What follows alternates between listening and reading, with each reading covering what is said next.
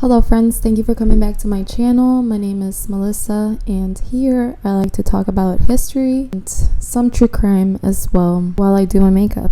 If this sounds interesting to you, please subscribe to my channel and hit that little bell icon so you can be reminded every time I post a new video.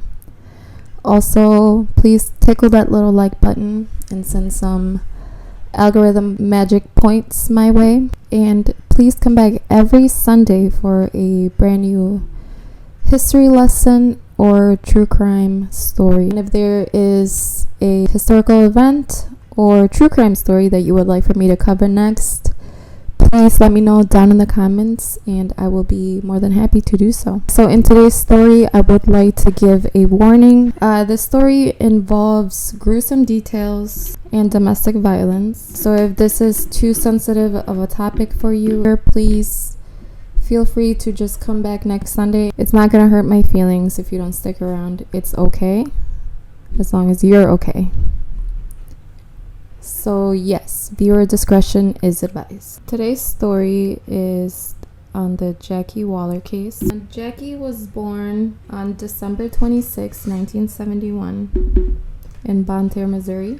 She had an older sister named Cheryl, and when Cheryl was 16 and Jacque was 10, Cheryl got married and she started her own family. So because of this, Jacque and Cheryl weren't really close growing up. Mostly because, Cheryl was off doing and living her own life, having her kids, and Jacque and her just really had nothing to bond over for the first probably half of their childhood and teen years. So Cheryl would go on to have 4 kids of her own with her husband, Bob. But in 1993, Jacque was 21 years old and she a man, his name was Clay Waller. Clay was said to be a very awkward person. He had a speech impediment as well, and I'm not saying that he was awkward because he had a speech impediment. He was just an awkward person. Jacque would find his speech impediment almost cute in a way, I guess you could say. It made her want to protect Clay, and Clay used this to his advantage to almost trap her in. But Jackie's parents, they did not like Clay literally from the moment they met him. Jackie's mom would say that she always thought Clay was kind of a jerk, and her dad would say that he just did not like the guy from the moment that he saw him. He would say that he viewed Clay as a narcissist, like somebody who was always trying to make themselves the victim. And he would even go on to describe him as a con man. So yeah, they just did not like him. By 2001, their marriage started actually falling apart. And around this time, Cheryl and Jacque started kind of rekindling their sister relationship. By 2004, Cheryl and Jacque were best friends. Their relationship was just better than ever. And by this time, they were basically talking and hanging out every single day. And soon they actually had something to bond over, because in 2006, Jacque would give birth to triplets, Avery, Addison, and Maddox. So at this point, the only thing really keeping Clay and Jacque together was the triplets and the fact that Clay was able to bring in a little bit of income. He was a deputy at the Cape Girardeau Sheriff's Office in Jackson, Missouri. But he really only held on to that job for about a year. And after that, he was just jumping from job to job. And so Jacque actually was able to get a job at an insurance company, Blue Cross. So she was making bank. She was making the money. So now she was breadwinner of the family and also the full-time caretaker of the triplets, because Clay was just not very involved as a parent. Jackie would be the one to, get up 10-15 times per night to feed and change the triplets. And still she would be up working, 40 hours a week. And she did it with a smile. I feel like it was just almost distracting her from her marriage to Clay. But not only that, not only was the toll of just being the main caretaker of the kids, the one bringing in the income that was ruining their marriage, Clay was also just having, affairs back and forth throughout their entire marriage. Cheryl would even go on to say that she wouldn't doubt it that Clay didn't change a single diaper the entire infancy of the triplets, which I would believe. During, I think it was either Friday or Saturday, Jackie would drive herself and the triplets over to Cheryl and Bob's house in St. Genevieve. I don't know why I can't say that word. St. Genevieve. I'll put it right there. St. Genevieve. Okay, so they would spend the night at Cheryl and Bob's house. And this is when the kids were babies, obviously. So, and Cheryl and Bob would almost take over parenting duties for the night, so Jackie could catch up on some sleep. But yeah, every time Jackie confronted Clay about the affairs, of course he would deny it. Fuck boy. On top of all of this, that's being piled up on Jackie, our guy Clay over here was extremely abusive towards her and the triplets. And as Jackie and Cheryl's relationship grew closer, Jackie would tell Cheryl how she wanted to leave Clay, but she was afraid that he would kill her if she did. She wanted to find a way to slowly separate herself and the kids from Clay, to do it safely. So in fear, she started keeping a journal at work where she would log every single instance of abuse that she was subjected to from Clay. In the spring of 2010, fuckboy Clay would lose his job once again. This would lead to the family losing their home. And, it probably sounds terrible to most people, but for Jackie, this was her blessing in disguise. This meant that she could finally separate from Clay without, her fearing that she was going to lose her life over it. So she and the triplets would go and live with Cheryl and Bob in St. Genevieve. And Clay went to stay at a friend's house, which was an hour away in Jackson. And when she was finally away from Clay, this is when she told Cheryl. Am I really close to the microphone? Okay, sorry. This is when she told Cheryl that she was going to divorce Clay. But of course, she was still afraid that Clay was going to end up killing her if she did. So Jackie told Cheryl that Clay told her that he was unhappy and that he was thinking about divorce. And Jackie was like, no shit, so was I. This is perfect. This works out perfectly. And then when he heard Jackie say that, all of a sudden it was just he was kidding. But this made him pretty crazy. He grabbed Jackie by her hair, and he dragged her into the house, and the triplets were watching this as it was happening. He dragged her in the house and threw her against the wall, knocking down some pictures that they had hanging up there. And then he went outside. Jackie thought that he was leaving, so she ran and locked the door, and so he kicked it in. He went up to her and he told her that divorcing him would be her death sentence. Fucking psycho. That she put that in her journal at work that she was keeping. Well, it's a laptop that they had given her for work, and she was just kind of keeping the journal entries there. On Friday, December 3rd, she finally told Clay that she wanted a divorce, and his response was, "I had a feeling that one of us was not going to be around to watch our kids grow up." So from July 2010 to around March of 2011, Jacque was just being constantly harassed by Clay, and he would threaten her and the kids. Cheryl was kind of thinking that Clay was like all talk, so she was telling Jacque to just leave him.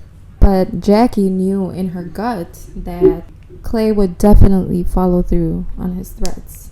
So now I could be wrong, but it was around this time when Jacque started seeing a man named Richard. And Richard was, a complete 180 from Clay. Richard actually made Jacque feel loved, happy, respected, crazy. And Clay was also seeing somebody else at this time. On March 18, 2011, Clay and Jacque were officially separated, but of course he continued threatening her. He told her, and quote, "You think you're safe up there at your sister's? Well, you're not." Hold on, let me do this with a southern accent. "You think you're safe up there at your sister? No." No. "Well, you're not. I'll just wait for you to have to go downtown and get you going to the grocery store."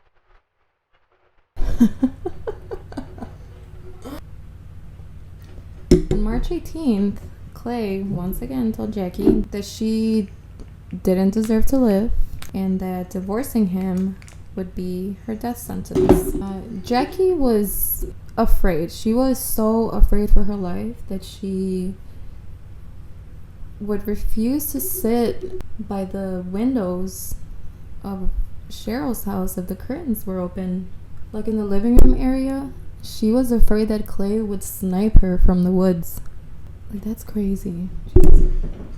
On March 23rd, Clay told her that if he couldn't get her, that he would kill the kids. He said that he would take them on a weekend fishing trip and that he himself would personally tell Jacque that they drowned so he could see her face. Fucking psycho. He told her that if he couldn't have her, then nobody else could. And he would say that nobody else was going to raise his kids. And again, that it would be a death sentence to divorce him. So at this point, everybody else is also afraid for Jacque. And Cheryl was like almost begging her to just go to the police. But Jacque knew that if she did, that it would just make everything worse. But she did assure her that she was keeping everything logged in her work computer. So it was around between March and June 1st of 2011 that Jacque and her boyfriend were actually planning on moving in together in the Farmington area, and that's where that's where Jacque grew up, and that's where her family also lived. She had ordered a pink and purple monogrammed Pottery Barn bedding for the girls, and gray and blue plaid bedding for Maddox. They had just finished also painting the kids' new rooms. So on around May 29, she had finally told Clay about Rich, who she was seeing, and that she was happy with him. And I'm just gonna go ahead and guess that he didn't take that very well, even though he had his own girlfriend at this point. But I think he acted like he was okay with it, because she almost assumed this time to be like a turning point in their relationship. She thought that Clay was finally getting over everything that had just happened with them the past, I don't know, almost 18 years. So on May 31st, they had Maddox was spending the night with Clay at his house, and I think they had planned to have Maddox spend the night at Clay's house.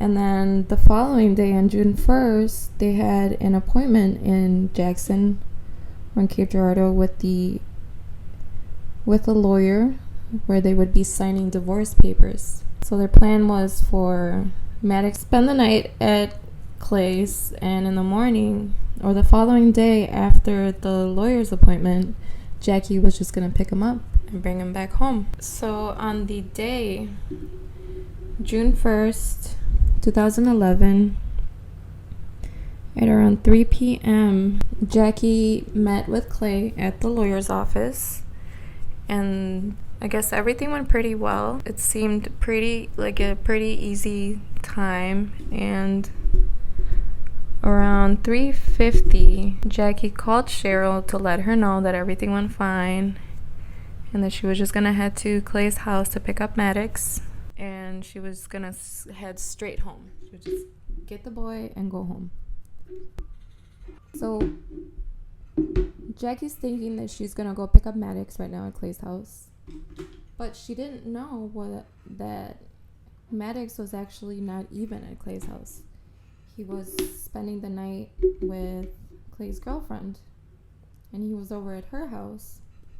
4:05, Jackie calls Cheryl and lets her know that she had just gone to Clay's house and that she was just now gonna pick up Maddox and then go home. So a couple hours then go by, and Jackie is still not home. Nobody's heard from her. And again, Jackson was only an hour away from Cheryl's house in St. Genevieve. Can't say that word. So Cheryl is now starting to panic, and she's, calling Jackie back to back, and Jackie's not picking up. And then she starts calling Clay, and Clay's not picking up. So she starts panicking more, of course, and then she leaves Clay a voicemail, and she says, "If I don't hear from my sister in 5 minutes, then I'm going straight to the police." So Clay, lo and behold, calls her right back, and he's all like, "Oh, hey, what's up? What do you need?" Acting like nothing's wrong. And Cheryl's like, "Where is my sister? I know you did something to her." And Clay was just like, "Alright, I'll let you know if I see her. I'll tell you to call you." So Cheryl just kind of knew. She said she had this sickening gut feeling that something had happened to her sister. So she grabs the triplets and she takes them over to her parents' house, her and Jackie's parents' house. And then she starts making the hour-long drive to Jackson. So at around 6 p.m., witnesses do say that they recall seeing Jackie's Honda Pilot parked outside Clay's house. And they also saw Clay in his truck, and he was hauling a boat, like a small little boat, in the back of his truck. At around 6:47 p.m., Clay meets with his girlfriend at a parking lot to get Maddox from her, I think. So at around 11:45 p.m., when Cheryl gets to Jackson, she first makes a stop at the Cape Girardeau police station, and she reports her sister missing. And now typically, when somebody reports a person missing, typically be told to wait, probably 24 hours before you report a missing. But because, Jackie had all of this information on Clay, and the fact that they were literally just at the lawyer's office for a divorce made deputies worry, as they should. And so they sent a deputy over to Clay's house. When they get to Clay's house, their interaction is actually recorded. they're asking him if he's seen Jackie, and then he's like, yeah, we were together all day. That they met at the Walgreens. I think Jackie was picking up prescriptions for Maddox, I think. So they met at Walgreens, and then they went and got lunch or breakfast. Well, they went out to eat, and then they kind of went their separate ways until around 3, which is when they met at their lawyer's office. And then he says that after they were done at the lawyer's office, that Jackie came over, but not to pick up Maddox. According to Clay, she had come over to spend time with Clay one last time, to talk to him about the divorce, that they cuddled and that they had sex, and that they started fighting about a bankruptcy, I believe. And this fight got supposedly heated, and then Clay threw her car keys, I guess, outside at like a tree, and then Jackie left walking, pissed off. And when Clay went after her, he just didn't see her anymore, so he like stopped and got himself a cold pop. And then he came back home, and Jackie just wasn't there anymore, and neither was her car. So obviously the cops are thinking that this dude is sus, and they launched an entire operation basically on the spot to find Jackie. And they assembled the 7 best detectives from 7 different departments. They refer to them as the Major Case Squad. And very quickly, like literally the following morning, they found Jackie's Honda Pilot. It was spotted on the side of an Interstate 55, mile marker 105, near Jackson and Fruitland. So when they got to the car, they saw that it had a flat tire, and it was just kind of abandoned on the side of the road. And at this point, they were kind of thinking, okay, so maybe she got a flat tire, had to stop here, flagged somebody down, and they might have abducted her. But they had experts look at the tire, and they saw that there was no damage to the rim of the tire, so there was no indication that it was driven on a flat tire. They did find punctures on the tire itself, like multiple punctures. So this basically told them that this was completely staged as a diversion. And on this same day, which is like less than 24 hours after Jackie's disappearance, Clay got himself a lawyer. So the police acted as quickly as they could, and they got search warrants for both Clay's vehicles and his home. I think what they saw inside Jackie's car, they did find a little bit of blood, but it wasn't until they started searching in Clay's car on the driver's side, on the door handle, there was blood, like kind of a lot of blood.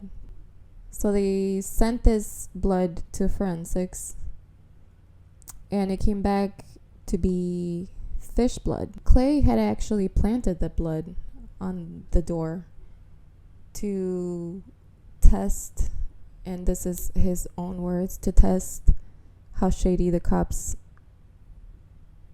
are. And the reason why they found out that Clay did this was because his dumbass recorded himself putting the blood there. So then detectives were searching the house, and the owner of the house actually told the police that were investigating inside that the carpet in the hallway area had been torn off, and he tells them that he had found blood spatters on the wall. So now when investigators are, working on a case and they find even like the tiniest speck of blood, they'll put like a little, it's like a piece of yellow paper around this big with the number on it, like right next to the speck of blood that they find. And this hallway / living room area was like a carnival. There was little papers literally everywhere. And the blood was later tested and found to contain DNA that matched Jackie. So then they go down to the basement and they're looking around and they don't really find anything until they see a little crawl space. That crawl space led under the hallway where all the blood was. So they, were kind of thinking maybe her body is down there. So they had to obviously look. And they did see that the ground under, or that led into that little crawl space, was recently kind of moved around. Like somebody was crawling or walking around in there. So they had a detective like in a full hazard suit. And he's like crawling down there, expecting to find a body.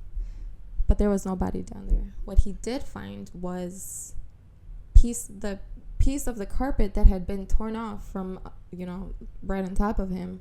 And obviously this was like a huge find for the case. So they pull it out and it's cut into like little rectangle pieces.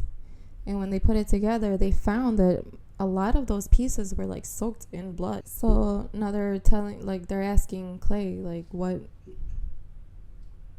is all this blood now? And so he tells the investigators that after him and Jackie had been done, cuddling, like they went over to the kitchen to get a snack, and Jackie was like leaning over the fridge and he was under her also looking inside the fridge, and he kind of like stood up and with his head hit her nose, which made it bleed. And that this kind of made her even more mad after they were done fighting about the bankruptcy, I think. And this made her like storm out. Or this made them start yelling at each other even more, which made him throw her car keys out the door and made her supposedly storm out walking. And during this time, Cheryl had started a Facebook page, dedicated to finding Jacque Waller, where she was like putting updates, and this case was actually getting a lot of traction from the public and like news outlets. And because obviously Clay was like the main suspect in this case, Cheryl was granted custody of the triplets. And this really pissed off Clay. And in one of the posts that she made, he actually threatened her life. And obviously Cheryl was like afraid for her life now, like knowing that he did something to her sister. She reported it to the police and they arrested him for this. And also I forgot to mention this, but the police were already assuming that Jackie was dead, given the amounts of blood that they found belonging to her. So now Clay's arrested for threatening Cheryl, not for, killing his wife. And there was also like search parties that were like going around the area where Jackie might have been, and where they're like looking in the ground, seeing if they find something. And Clay, this motherfucker, he would drive by, find the people searching, and he would like mock them. He would say some stupid shit like, oh, you haven't found her yet, and then calls them dumbasses, flips them off, and like drives away. While they have Clay in custody for harassing or threatening Carol, they find that he actually had stolen $50,000 from a previous employer, and that he had 2 restraining orders against him. One of them from 1993 and the other one from 2010. So while they're interrogating him for that, they kind of try and get out more information about Jackie. So they're interrogating him about Jackie, and he's obviously denying everything. He doesn't know. He's like telling them to figure it out, and he actually blames somebody, a former associate of theirs. His name was Gary, and he's basically saying that he knows that it was him who killed Jackie. But at this point, they had already looked into him. They had already ruled him out as a suspect. And so the interrogator is like, the world is falling in all around you, because obviously nobody believes a word this dude's saying. And, this Clay just continuously denying. But he does eventually plead guilty to threatening Carol, which is a federal crime. So he was sentenced to 5 years in prison. And during this time, the investigators are, trying to make sure that he is going to stay in prison for what he did to Jackie, because they know that he killed her. But because they hadn't found a body yet, they couldn't really prove that she was even dead, but all they had was basically all the evidence amounted to saying that she was dead. At this point, they felt that they had enough information and evidence against Clay to send him to trial for the murder of Jacque Waller.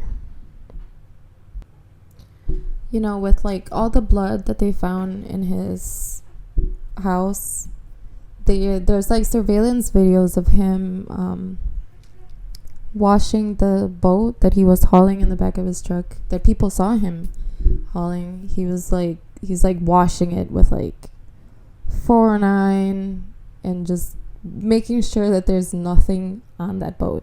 And also that fish blood thing, he was trying to mess with the entire investigation. So that's another thing that they were gonna, that they're using against him. So 2 years after Jackie's disappearance, they finally were able to put Clay on trial for Jackie's murder. They were going to charge him with first-degree murder and tampering with evidence. But again, because there was no body, no physical body, it was not going to be the easiest thing to actually convict him for the murder.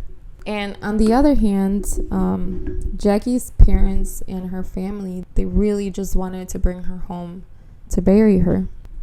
So what they did, Jackie's parents made a deal with Clay. They said, you will be charged with second-degree murder. Ugh, my mouth is getting dry. Hold on. You will be charged with second-degree murder and receive no more than 20 years in prison if you tell us where Jackie's body is. And of course, he agrees. Lint liquor. Okay, so I failed to mention this before, but when the search parties were looking, they were looking down the Mississippi River because there was sightings of the boat that Clay was hauling on the back of his truck that he was later washing. They saw the boat on the Mississippi River, and there's this little island called Devil's Island across the Mississippi. I can't say it, the river on the Illinois side, but they searched that entire area and they didn't find anything. But Clay agreed to tell them where her body was, so he brought them to this Devil's Island in Illinois, on the Illinois side of the Mississippi River. So they were looking, and at this point, because he had basically lied the entire time any police spoke to him, they were kind of hesitant to believe that he was actually telling them where her body was. But even he forgot where he buried her body, and the only clue that they had to find her was that he told them that he had buried her body with a bag of fertilizer. And if you know about plants, too much fertilizer will kill roots of a tree. So they were looking in this island. It was like a 50-meter span area that they were looking, and there was 3 trees that they saw, and one of them was dead. So they figured this is where her body is. So they did dig up under some like dead roots there. They dug under that, and that's where they found the body of Jacque Waller. So, I mean, I cannot even imagine what that must have been like. But, you know, Cheryl and Bob took full responsibility for the kids, and they assured them that they were going to be taken care of and loved the way Jacque would have loved them and taken care of them. And then they were finally able to have a funeral for Jacque, which her funeral was on the 50th anniversary of their parents. So as another part of Clay's plea deal, he had to, you know, tell them where she was buried, and he also had to confess to the crime on camera and describe, like, literally in detail exactly what he did to her. So in the recording where he's testifying about, you know, exactly what he did to Jacque, he said that everything started when Jacque told him that he wanted a divorce. Told him that she wanted to take the kids, and he told her that if she did, that he was going to kill her. And in his mind, to him, this is him warning her. They went over to the kitchen. They were looking in the fridge, and I guess they were both looking in the fridge, and then supposedly Clay just kind of like lifted his head up and hit her in the nose with the back of his head, which made it bleed. And then she got mad, supposedly, and then started running down towards the hallway and tripped and fell in the hallway where like all that blood was, where the carpet was ripped off. And then he says this is kind of like where it started. So she was on the ground and he came over, and then that she said something like, how much time do you think you're gonna get when people find out that you beat me?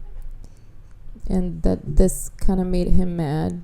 So I guess she was standing up at this point, so he like backhanded her really hard on the side of the neck, which made her drop down to the ground.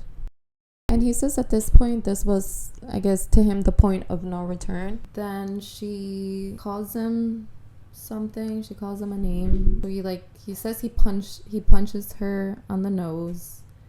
And they ask him how many times, and he says once. But according to the autopsy, he punched her multiple times. And then he tells them, like, well, now you're never going to see the kids again. And Dad puts his forearm and just, like, pushes it on her throat as hard as he could until she stopped moving. Okay, and then he's, like, telling the detective that he didn't plan ahead of time to kill her. Like, it wasn't premeditated. Except that he had dug her grave the day before. So how is that not premeditated? And also, like, all of Jacque's family just believes that he was using Maddox as a way to kind of lure her into his house to kill her. What this motherfucker does next is probably the worst. So he kills Jacque, he puts her body in a trash can, puts it on the back of his truck, and then he drives to Toys R Us to meet with his girlfriend and Maddox. And then they go shopping, and, you know, he's like driving around with his kid, his girlfriend, and Jackie's dead body in a trash can in the back of the car. And then he drops them back off, and then he takes the trash can, puts it in the boat, drives the boat over to Devil's Island, and he buries Jackie. I don't know, like, you really have to be like another kind of fucked up to be able to do something like this. It's crazy. So even after all the fucked up shit that he did, because of his plea deal, he was only really gonna get a maximum of 20 years in prison for Jackie's murder. The whole time Clay is thinking that he's not gonna get more than 20 years. But during his confession, he told them how he crossed over to the Illinois side, to dig her grave and then to bury her body, which violated the Interstate Domestic Violence Act. So because of that, they were able to charge him with another federal crime on top of like the second-degree murder. So his sentencing for that, thank God, was 35 years in state prison. But that is on top of the 20 years that he had just gotten from the actual murder. So now he's got a nice 55 years. Still not enough. And so after they signed all the, paperwork of him basically admitting to what he did in court, he had to stand and listen to a statement that first Cheryl and also Maddox was recorded giving his statement for his dad, and it's just so sad. It's heartbreaking, and I'm glad that he was able to kind of voice his feelings towards what had happened with his mom. It's really sad. So Clay obviously had no reaction towards these statements, Cheryl's or his own son's. When I tell you that this guy is a narcissist, I'm telling you that he's a fucking narcissist. He wrote a book, detailing what he had done and had it published. How the...